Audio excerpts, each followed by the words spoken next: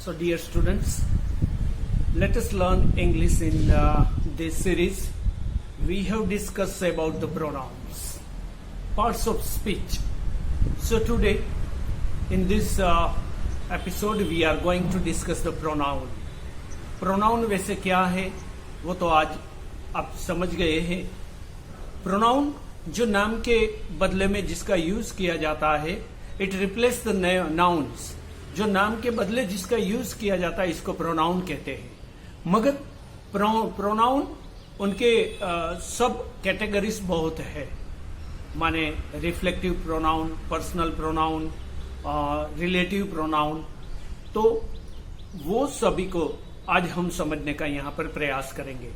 तो यहाँ पर सबसे पहले व्हाट इज पर्सनल प्रोनाउन, इनके बारे में यहाँ आज हम डिस्कस करने वाले हैं.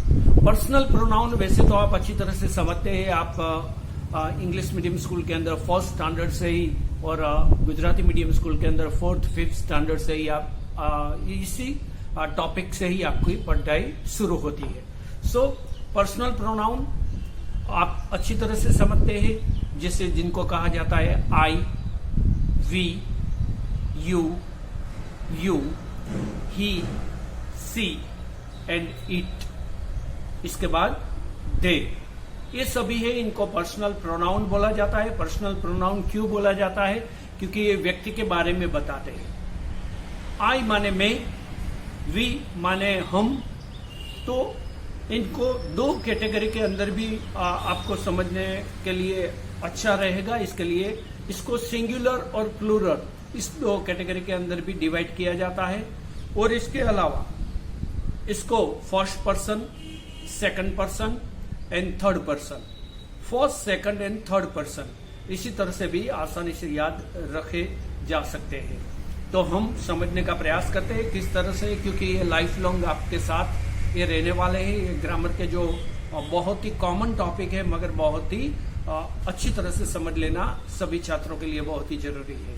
तो माने personal pronoun first person singular, इसको आई बोलते हैं. फर्स्ट पर्सन सिंगुलर माने प्रथम पुरुष एक वचन, जिनको कहते हैं वो आई है. आई माने मैं. जब भी हमें बताना है कि मैं ऐसा कर रहा हूं, तो इसके लिए इंग्लिश के अंदर आपको आई का यूज करना पड़ेगा. इसको फर्स्ट पर्सन सिंगुलर आई कहते हैं. इसके फर्स्ट जो पर्सनल प्रोनाउन है.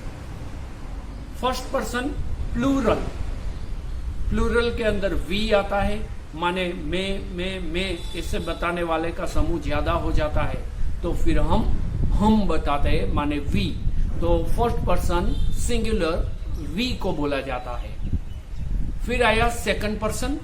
सेकंड पर्सन में सिंगुलर, सिंगुलर में यू माने तुम, आप, या जो भी हम शब्द प्रयोग करते हैं गुजराती में तू, ये सभी फर्स्ट पर्सन सिंगुलर में आता है. माने एक ही इंसान है हमारे सामने है, वो लिसनर है, तो लिसनर है तो इसके लिए यू बोला जाता है.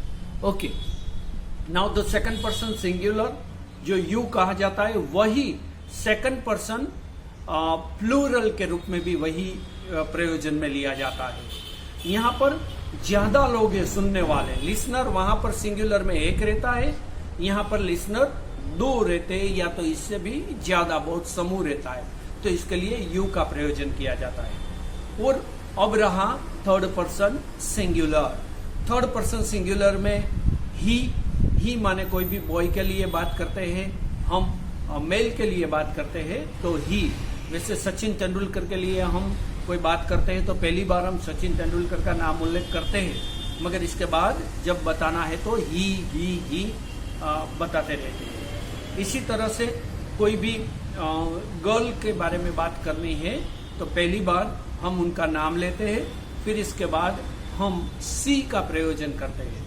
वैसे ऐश्वर्या राय की हम बात कर रहे हैं तो पहली बार ऐश्वर्या राय का हम नाम लेंगे, मगर इसके बाद जब भी बात करेंगे तो इसके लिए सी का प्रयोजन किया जाता है. और अब रहा थर्ड पर्सन सिंगुलर में थर्ड, इट माने कोई भी वन्य जीव है, या तो कोई भी जो नाशवंत कोई पदार्थ है, या तो कोई जो ऑब्जेक्ट है, इनके लिए बताना है. तो नान्यतर जाति जिसे गुजराती में बोला जाता है, तो वही जो जिनके लिए यदि प्रयोजन में लेना है तो इट के लिए, हाँ, इट प्रयोजन में हम लेंगे। तो ये थर्ड पर्सन सिंगुलर का लास्ट है वो इट है। और अब इट, ही, सी, ये जो थर्ड पर्सन है जिनकी हम बात कर रहे हैं वो वहां उपस्थित नहीं है और हम इनकी बात कर रहे हैं, मगर वो ज्यादा समूह में है।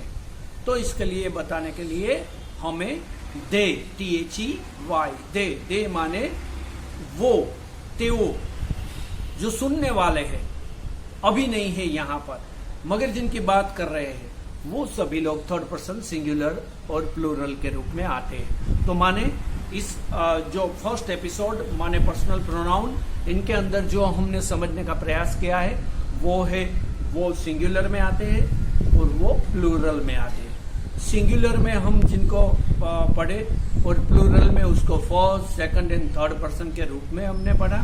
तो ऐसे ही आपको याद रखना है तो I, we, you, he, she, it and they, सिर्फ इतना ही आता है। पर्सनल प्रोनाउन आपको अच्छी तरह से समझ लेना है, ये सबसे कॉमन टॉपिक है, मगर ये हमेशा ही आपके साथ रहने वाला है। तो ये सभी थे इनके जो बेसिक फंडामेंटल्स है इनके बारे में। फिर इसका टू बी फॉर्म के साथ भी प्रयोजन किया जाता है, तो इनके बारे में जब टेंस हम पढ़ेंगे तो इनके बारे में चर्चा करेंगे। फिर भी यदि आपको एक कंसेप्ट क्लियर हो जाए, इसके लिए बोलते हैं, यहाँ पर समझने का प्रयास करते हैं। और टेंस पावर के अंदर भी इसको एक्सप्लेन करने का प्रयास किया है, मगर यहाँ फिर से आई इनके साथ में एम आता है, माने मैं हूं छू, ऐसा कुछ बताना है तो आई के साथ ऑलवेज एम आता है। एम जो गुजराती के अंदर हम छू बोलते हैं, हिंदी के अंदर हम है बोलते हैं, इसी तरह इंग्लिश के अंदर है और छू के लिए वेरियस जो टर्मिनोलॉजी यहाँ पर दी गई है इनका ही प्रयोजन हमें करना पड़ेगा, तो ही करेक्ट इंग्लिश यहाँ पर आपका रहेगा। तो माने आई के साथ ऑलवेज एम आता है, वी के साथ आर आता है, यू के साथ आर, यू के साथ आर, और इसके बाद ही, सी, इट, इसके साथ इज रहता है। माने जो भी प्लूरल फॉर्म में आता है इनके साथ आर रहेगा। फर्स्ट पर्सन सिंगुलर में ही सिर्फ एम रहता है, और इसके बाद जो रिमेनिंग रहता है वो है थर्ड पर्सन सिंगुलर, माने आई, माने ही, सी, इट, इसके साथ ऑलवेज इज रहता है। तो इसी तरह से इनका भी प्रयोजन करना है और आपको वेरियस एक्टिविटीज भी करनी है। थोड़े से एग्जाम्पल जो यहाँ पर है वो आपको समझने के लिए मैं यहाँ पर दे रहा हूँ, ताकि ये कंसेप्ट, वैसे कॉमन टॉपिक है, मैंने बार बार आपको बताया, मगर जब हम बिगिनर से अच्छी तरह से हमें इंग्लिश लैंग्वेज इंप्रूव करनी है तो ये सभी बातें भी हमें अच्छी तरह से समझ लेनी चाहिए। तो थोड़े से example, I am his friend, मैं इनका मित्र हूं। We are learning English language, you always help us. She is a clever girl, it is a big city, they are scientist of the new era. तो ये सभी जो examples है वो पर्सनल प्रोनाउन के I, we, you, he, she, it and they, इनके साथ में कौन से टू बी के रूप जो आते हैं इसके बारे में भी हमने जो प्राइमरी ऑक्सिलरीज के सेशन के अंदर भी हमने अच्छी तरह से समझने का प्रयास किया है। तो यहाँ पर in the very first episode we are only discussing about the personal pronoun. इसके बाद जो रिमेनिंग प्रोनाउन है इनके बारे में भी आगे बात करते रहेंगे।